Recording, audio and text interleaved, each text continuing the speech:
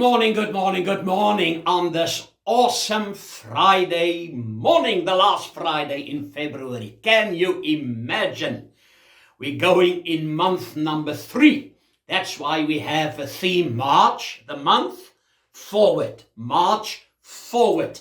And I want to help you with this last Friday. This is Partnership Friday, because one will set 1,000 to flee, but 2, 10,000. And imagine if all our American family, Asian family, Russian family, Europe family, Africa family partner with us, how much more we can do. And I want to say thank you for all of you that's part of what God is doing. There's some adventures in our journey that God has put on our heart to do. I was last year going for treatment, and because of the war and the airspace, I end up in the KK Islands. And somebody picked me up that through Cambodia that was there for a conference. And Pastor Mark, he calls me Papa, from Ho Chi Minh City in Saigon in Vietnam, invited this person, tell him about what we're doing. I arrived there and they took me to a place where 5 generations of people never had education, battle, don't have roads, live in this terrible communities. Now, that's okay, but here I am, and the Lord asked me, the children go to school in the morning, then they go and work as slaves from 2 p.m. in the afternoon till 2 a.m. in the morning. They 5 years, 7 years, 10 years, 6 years, 12 years, 13 years old. And they work just to get food for their family. Can you imagine? And here the Lord spoke to me and he said to me, what are you going to do about this? I was moved because these things suddenly happen. I thought I had a crisis. Then I discovered God already had in mind, I'm going to be healed and I'll die, but I need to do something. And you are a do something person. Now, what I've discovered on my short journey that I serve God, hearing is not enough. Most people got to watch history. Very few choose to make history. Because I believe you are a history maker, and especially the promises in the Word, because a lot of people live beneath their means. They are stuck in a rut, and they never move to the perfect will of God. I came, John 10:10, that you might have life, and have this life in abundance. I just came from refugee schools, and I was moved with what I saw, because the Christian journey is love God, love people. It's never about ourselves, because love is never selfish. My giving show how I really can love. And that's why Scripture says, he who gives to the poor lends unto the Lord, and God is nobody's debtor. If you want to come out of stuck, come out of situations, come out of whatever you may face, it's to become a doer of the word. I've put something in writing this morning that I've never said ever in my life. You are not you. You are your thoughts, your will, and your emotions. Did you hear what I just said? I am not myself. I am the decisions, the thoughts I carry, the decisions I make, my will that I want to execute. That's who we really are. That's why Jesus prayed a powerful, powerful prayer in Gethsemane. Father, not my will, your will be done. Jesus made a statement. He said, many people honor me with their lips, but their heart is far away. So what is Christianity? What is it to be a believer? Love God and love people. Go and make disciples. That's what Christianity is about. Love God. All of your heart, all of your mind, all of your strength. So its action is involved. We don't want to hear that because we're so caught up in our situation. John, in the third letter he wrote, this one chapter, and there's a verse 2, and explain to us the will of God. He says we need to prosper in all things. In my soul, here, into my health, and into my wealth. He said, you are only as prosperous as your mind is. That's why the mind is called the battlefield where the war is happening. Paul addressed the church in Rome, and he says, renew your mind, change the way you think.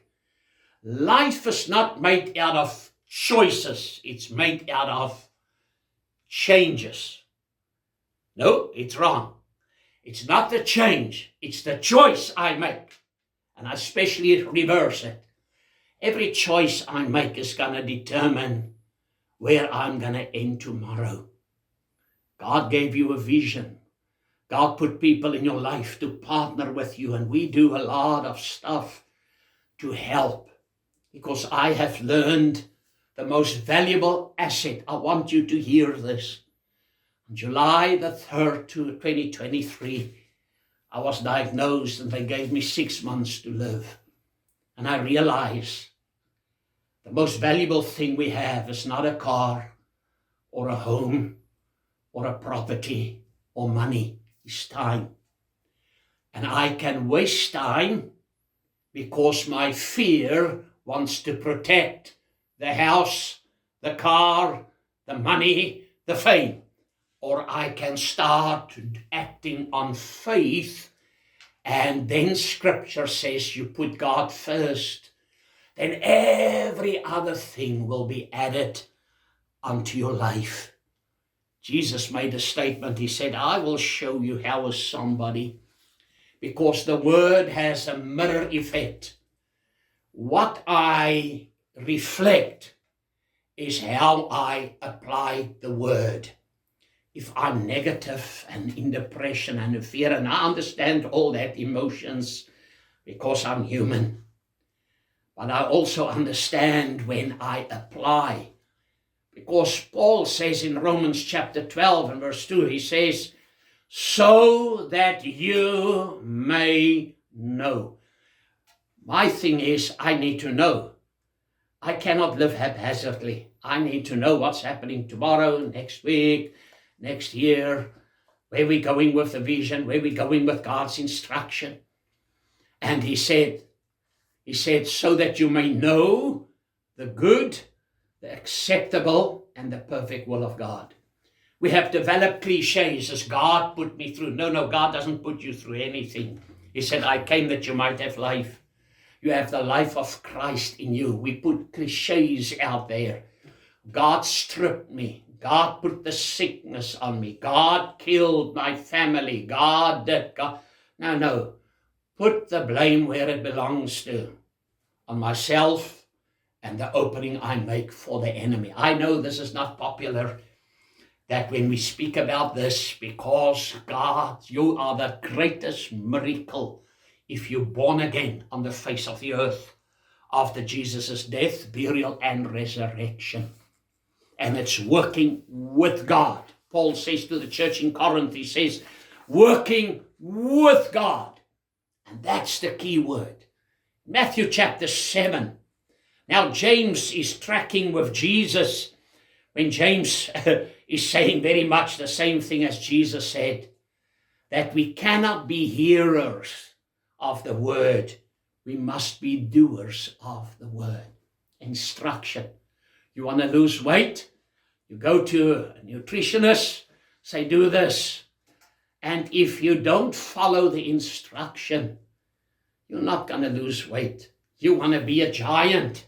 Remember when I was nominated in 2003 to run with the Olympic flame for South Africa. Maybe they can you see the picture here.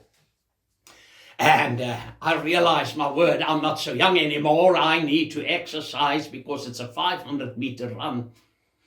And when the cameras is on you, the whole world see you that moment running with the Olympic torch. And I had to exercise, get myself in shape, because I was very visible. Now, I'm not against visibility, how visible you are, and it can be a plus point too. But I have learned, because there's a scripture in the Bible and 2 Chronicles, and a lot of people say that scripture doesn't work anymore. For the eyes of the Lord range throughout the world to strengthen those whose hearts are fully committed to Him. Well, that doesn't work. No. God is looking. He's looking. He's looking for a vessel. That's why it says many are called, only few are chosen. Who's the chosen ones? The obedient ones. I shared a message 2-3 Sunday nights ago about this. Let me get into Matthew 7. I want to encourage you. God looks at you as a champion, an overcomer, a world changer, a history maker, a planet shaker. But it's how I make the choice. If I tap into that and partner with that, or do I am stuck because fear will not let me move into the next dimension of the greatness. He says, everyone then in verse 24 who hears these words of mine and does them will be like a wise man. Listen what God calls a person who's a doer of the word. A wise man who built his house on the rock. The rain fell, floods came, winds blew and beat on that house.